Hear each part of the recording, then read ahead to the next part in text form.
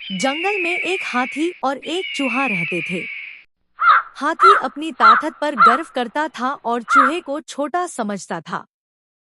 एक दिन हाथी शिकारी के जाल में फंस गया। वह बहुत चिल्लाया पर कोई मदद नहीं कर सका।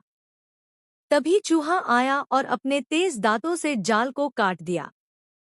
हाथी आजाद हो गया और उसने चूहे को धन्यवाद दिया।